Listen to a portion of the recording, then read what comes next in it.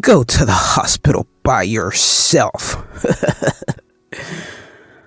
I'm definitely not helping you anymore. I'm Patricia, currently 9 months pregnant. It's my first pregnancy, and while I'm nervous, I'm genuinely happy about growing our family. My husband David works a corporate job with weekends off. However, he never helps with household chores or shopping. That's because he spends almost every weekend at his in-laws' house. He doesn't have a specific reason for his visits, but loves his parents-in-law, and since his house isn't too far, he goes there weekly. Since becoming pregnant, I've been careful not to lift heavy things. But when I need to buy heavy items, a friend accompanies me shopping. My daily schedule starts with waking up, preparing breakfast, and sending David off to work. Then I finish the household chores and go shopping. After returning home, I prepare dinner, and only then do I get some time to relax. Since going on leave, I picked up a new hobby, blogging. Every day, I post diary entries with pictures of meals I've prepared, the sky, and flowers blooming in the garden. I get a fair amount of comments, and this hobby time has become the highlight of my day. I'm home. While preparing dinner, David comes back. He always throws his bag and jacket on the sofa, so I pick them up and hang them. Welcome back. It's meatloaf tonight. That's so. I'll take a shower first. David says this indifferently and heads to the bathroom. After 3 years of marriage, he no longer offers words of appreciation. I wonder if this is normal for married couples, but I've given up. When David comes back to the dining room in his pajamas, I pour him a drink and offer it. Where's the beer? David says, seeing the water I offered. Oh, I forgot to buy it today. I'll get it tomorrow. What? Then go buy it now. David becomes visibly upset. Words for a pregnant woman, I retort, irritated. Why don't you go yourself? I don't want to move around too much with my big belly. He gets even more angry and shouts back, It's Patricia's fault for forgetting. It's your mistake, so Patricia should go. Besides, pregnancy isn't an illness. Even Mom said you should move around to build strength. Knowing David wouldn't calm down, I reluctantly head to the supermarket. At the supermarket, I run into Susan, who lives nearby. Oh, good evening. Oh, did you forget something too? I had to rush out because I ran out of mayonnaise, Susan says cheerfully, lifting my spirits. David told me to buy beer. He should have gone himself. Right. I said the same, but he wouldn't listen. It's tough for you, Patricia. Susan and I walked part of the way home together before parting ways. When I returned from the supermarket, David is lying on the sofa, laughing while watching TV, leaving his dinner plates as they were. You're slow, fatty. Hurry up with the beer. Irritated by David's complaining, I silently hand him the beer and start cleaning up. Calling a pregnant woman fat? I wanted to retort, but knowing it would only start another shouting match, I chose to ignore him. After dinner, I take a shower and head to the bedroom. The next day, David acts as if nothing happened. He has the convenient ability to forget everything by sleeping. However, I couldn't forget his harsh words and ignored him. Was with a bad mood from the morning. Don't you know how to appreciate someone who's about to go to work?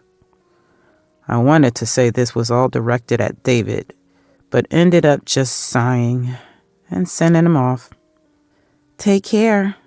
I don't bother with dinner tonight. Bye. Without explaining why he didn't need dinner, David quickly left. Afterward, I finish my chores and go shopping, remembering I'm eating alone today, and decide to keep it simple. At night, surprised by David's unexpected return, I was about to eat the simple dinner I made. I'm home. Welcome back. But didn't you say you didn't need dinner tonight? Oh, the dinner meeting got canceled. I'm hungry. There's food, right? I thought I was alone today, so I only made enough for myself. Hearing this, David gets angry again. What? You couldn't think that I might come back? Really stupid? He says this and goes to the dining room, becoming even more upset after seeing my dinner. Patricia, I can't believe you can eat such food. Don't waste my salary. Today was just for me, so I made something simple. You shouldn't talk like that. Patricia, why don't you learn to cook from Mom? I've always thought Patricia's cooking was terrible. Every chance he gets, David compares me to his mother-in-law, Linda. Doesn't he know comparing someone can hurt their feelings? I won't eat this kind of meal. Go buy something. His words stun me again. What does he think I am? I've already showered today. It's not happening. Go yourself. Fine. Forgot the booze yesterday and forgot my meal today. You're the worst. I'm going back to my parents' home. With that, David leaves in his suit. Alone, but strangely relieved. The next day, as expected, a call from Linda. The complaint was, not making meals for David is a failure as a wife. That's domestic violence, isn't it? My explanation fell on deaf ears. I apologized anyway and hung up. Hearing Linda's nagging voice first thing in the morning brought my spirits down, so I decided to take it easy today. However, David will be coming back today. Considering yesterday's incident, I went shopping for more ingredients than usual, bought beer, and was determined not to let him complain today. I shortened my blog writing time and meticulously prepared to increase the number of dishes. The table was set as if for someone's birthday, and I was satisfied. This should keep him from complaining. I waited for David's return in the dining room, but he never showed. I tried calling his mobile phone, but no answer.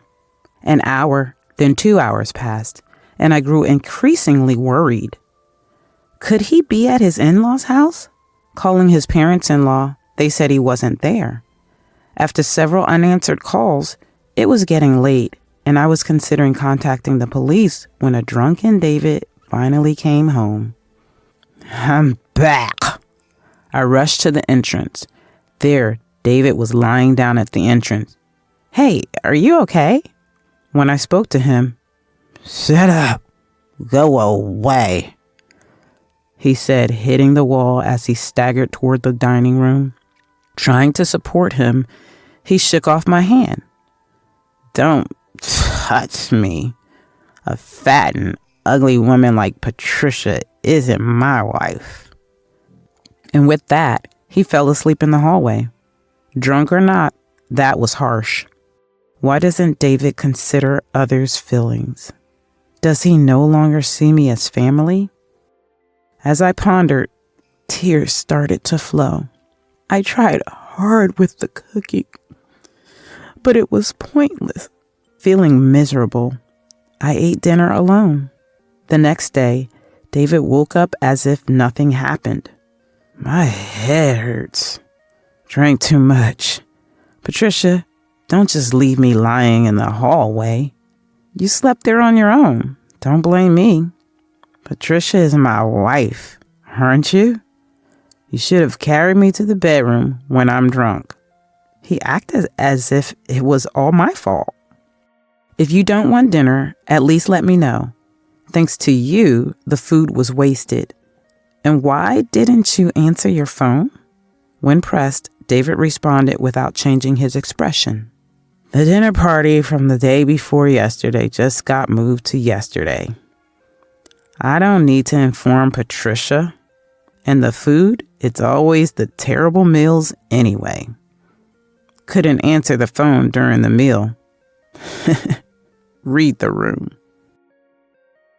He dismissed everything, refusing to acknowledge any fault. I felt my feelings for David cooling. Better not expect anything from David. That way, I won't be hurt or suffer anymore. I convinced myself of this. I have the day off tomorrow, so I'm going to my parents' home from today. Staying with Patricia is just unpleasant and boring. David continued to belittle me. By now, the word divorce began to cross my mind. My baby is almost due. I was looking forward to meeting them. Although I heard about the horrors of labor from friends, my excitement outweighed my anxiety. Neighbors greeted me with smiles, saying it was almost time, which made me happy. Let's go on a family trip, David suddenly suggested upon returning home. Huh?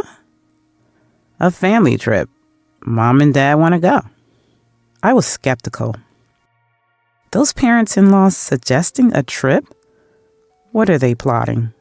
My relationship with the parents-in-law is rather poor.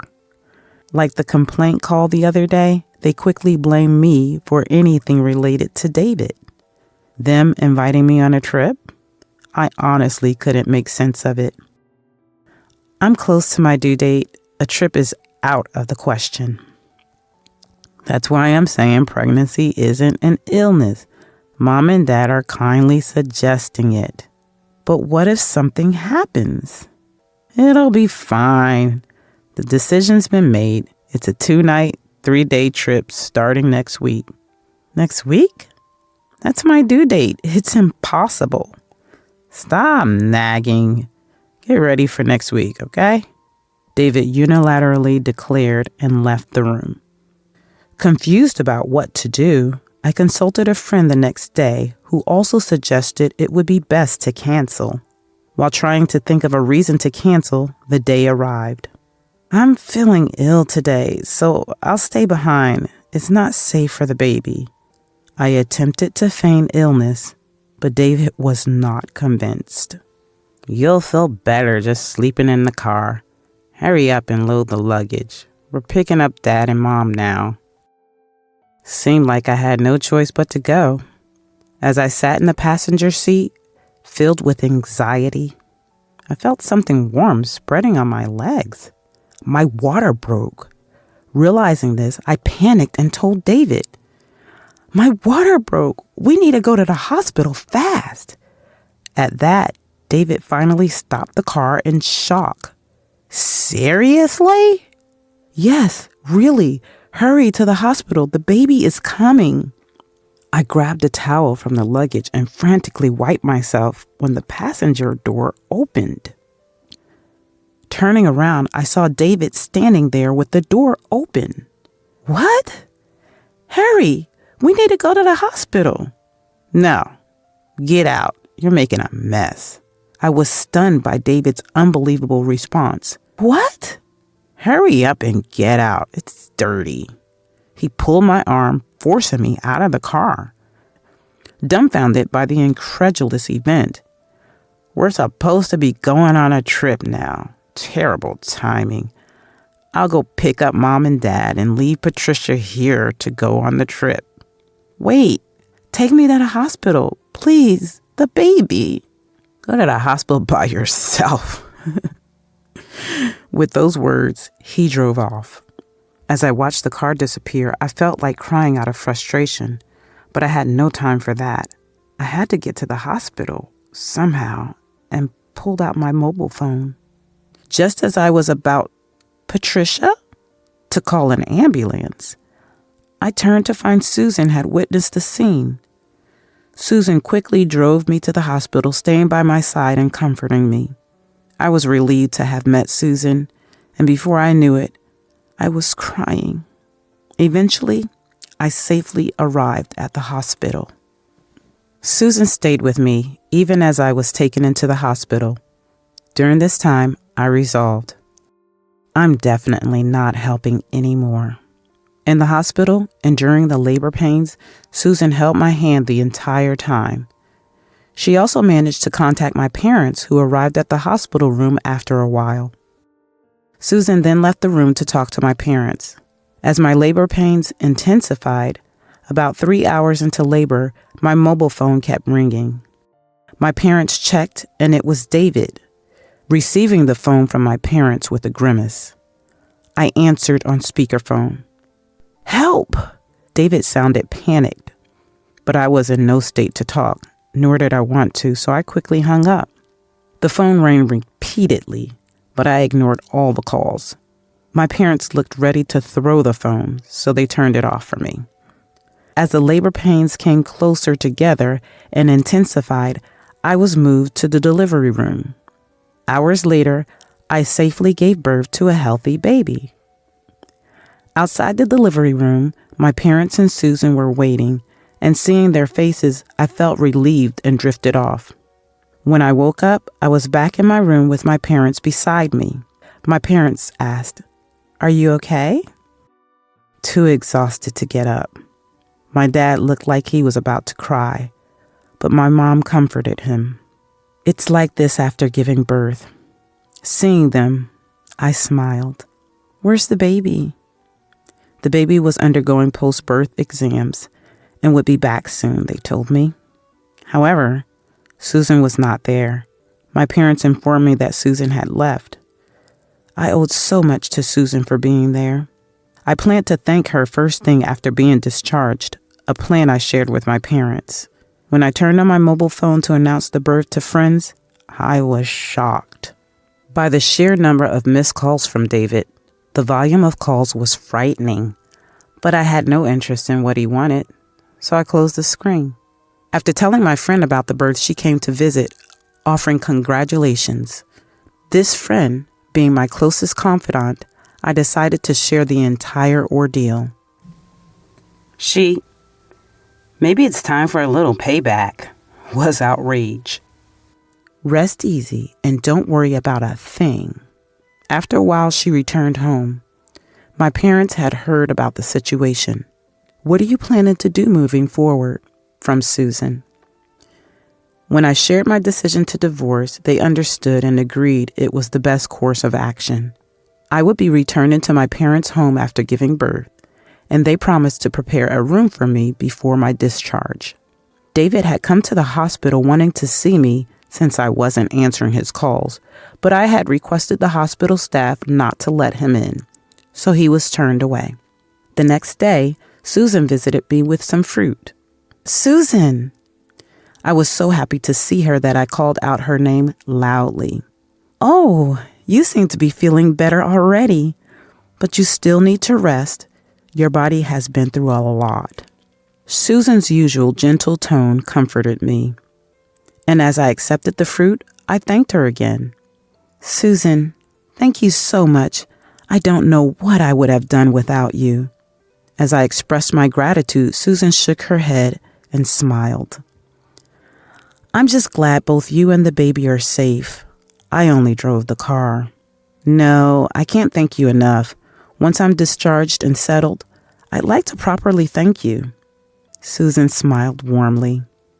"I'll look forward to it then," and replied, "Oh, by the way, I told my husband about what happened. He was furious too."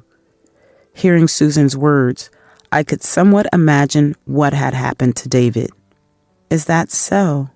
I'm sorry for causing you trouble, for everything. Don't worry about it. It's about time he learned who he's working for. We can't let this slide." It was the first time I heard Susan speak in anger. Turns out, Susan is the wife of the CEO of the company David works for. I didn't know this when we first moved in and went to greet them, but as we started running into each other at the supermarket and the department store, we naturally became friends. It was only after we started having coffee together that I had the chance to meet her husband and learned about his job. David didn't know this because he didn't bother to come with me for the moving in greetings and doesn't do neighborly visits. Also, Susan had, "It's better he doesn't know, as I don't want his attitude to change just because of our status," told me. Every time I saw David taking advantage of me during my pregnancy, "Shall I talk to my husband?" Susan had offered to talk to her husband about it, but I had declined. Now, it seems Susan had reached her limit with this situation. So that's why I've been getting so many calls from David. Susan, I'm sorry for worrying you.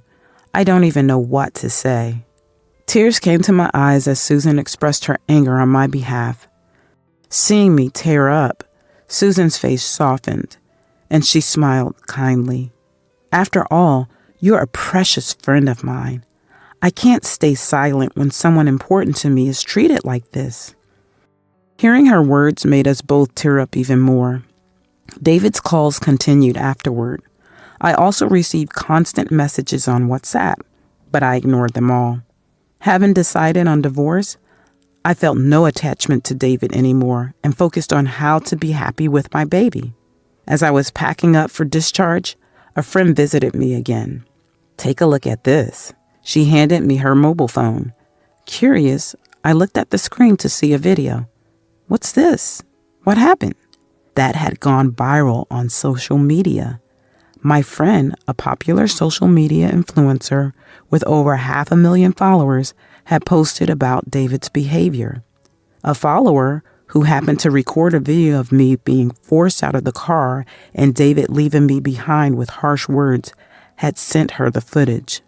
She spread it with my face blurred out. The video quickly went viral, leading to David's identification, including his home and workplace, resulting in social backlash. Wow, it's really blown up. I was astonished. This level of retribution is deserved, and my friend crossed her arms. Indeed, it was all David's doing. Furthermore, when David's friends questioned him, I had promised to go on a trip with my parents, so I had no choice, he responded, which redirected some of the backlash towards my parents-in-law. The story even spread through the neighborhood of my in-laws' house, becoming a topic on social media. Then, as we were talking, my phone rang. It was a call from Linda. Speak of the devil. As I said this, my friend leaned over to peek at my mobile phone. You should answer and give them a piece of your mind. But I felt it was a waste of energy to even engage, so I decided to ignore it. Before I knew it, my phone's missed call log was filled with calls from David and Linda. The hospital nurses had seen the SNS post, and knowing the truth, they firmly took my side. No matter how many times David and the parents-in-law tried to visit or call the hospital, they never got through to me, thanks to the nurses' intervention. As my discharge day approached, I was worried about being ambushed upon leaving. My parents assured me it would be fine, but I feared for the baby's safety if they tried to force their way through. This concern proved to be unnecessary. On the day of my discharge, as my parents and I were about to leave the hospital with the baby, Patricia! I heard David shout and the parents-in-laws yelling. At that moment, I was surrounded by men in suits. Confused, one of them opened a car door for me. Please, get in safely. We've been hired as bodyguards by Mrs. Susan, the CEO's wife, and said, my parents seemed to be in on it. See? Told you it'd be all right. Smiling. David and the parents-in-law were intimidated by the bodyguards and didn't try to force their way over. Susan to go to such lengths for me. I felt a deep sense of gratitude towards Susan. My parents, we should visit to express our thanks properly, also said. Life back at my parents' home went smoothly, but the attempts to contact me from David and the parents-in-law continued. Even after sending a signed divorce petition, they showed no willingness to comply. Once, the parents-in-law called my parents, and my dad handled it, but found them unreasonable. Once Patricia married David, how we treat her is our business. Outraged by these words, my dad scolded them, and they quickly hung up, intimidated. When I consulted with my parents about settling this, we decided to hire a lawyer to handle the divorce on my behalf. A lawyer friend of my dad agreed to help after hearing our situation and was informed of the SNS video and everything that had happened. The lawyer contacted David, who was initially shocked and flustered, but then became defiant. "This is a family matter. We can solve it through discussion. No need for a lawyer." However, when the lawyer stated, "As I've been hired, I am the representative. Any future contact with Patricia should go through me. It's up to her to decide if she needs a lawyer or not," David fell silent. Though David was reluctant to accept the divorce, the prospect of a trial and the potential delay in divorce proceedings led him to begrudgingly agree with faced with the possibility of court action. When the topic of compensation and child support came up, "I haven't even met the child, and I don't want to, so it's none of my concern. I'm not paying child support. Plus, I've done nothing wrong, so there's no need for me to pay any compensation." His illogical arguments persisted, but the lawyer methodically explained the legal aspects, to which he still didn't agree. "Well then, we'll see you in court." At this point, the parents-in-law present during the discussion hurriedly agreed. Hearing the lawyer's report, I felt ashamed to have been married to such a man. Staying in touch with Susan, I shared the updates with her. "Maybe you should take his severance pay, or better yet, seize his assets," she joked, making me realize Susan was not someone to cross. Later, the lawyer, "He wants to apologize in person one last time. What would you like to do?" asked.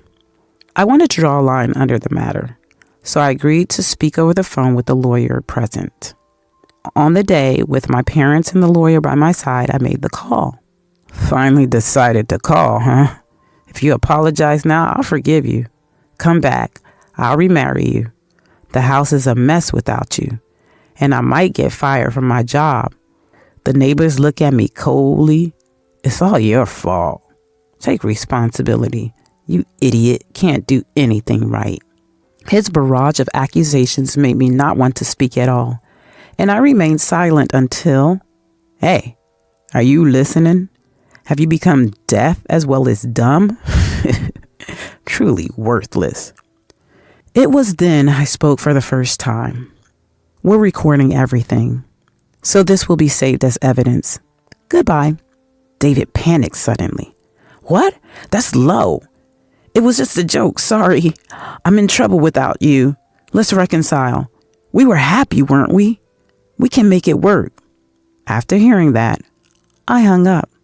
I sent the recording to the lawyer. "Please use this too." The lawyer sighed, hopelessly irredeemable, and said, like the lawyer, my parents were beyond anger and settled into disbelief. I sighed too, but this added to the evidence for the divorce. Eventually, the divorce went through. The settlement and child support were decided as we wanted, and that issue was resolved. David was indeed fired after the president, who heard about the situation from Susan, got angry. The president, known for being a family man, declared that anyone who couldn't value family didn't belong in his company and dismissed him without question. Jobless, David couldn't make the house payments and had to return to his parents' house. Trying to find re-employment became difficult due to the notoriety from the video, and he was only able to earn through part-time jobs. I heard that the in-laws' house also began receiving cold looks from the neighbors, some of whom were Susan's friends, making their situation awkward. The social repercussions continued, perhaps more challenging to live with than if he had been legally punished. Once things settled down, I visited Susan's house with my child and parents to express our thanks. Susan and her husband were delighted to see the baby and showed great affection. Since then, my mom became friends with Susan, and my dad found common ground with her husband, making us all close. Surprisingly, Susan and her husband's son was close to my age, leading to an unexpected meeting. Years later, no one could have imagined that we would actually become family.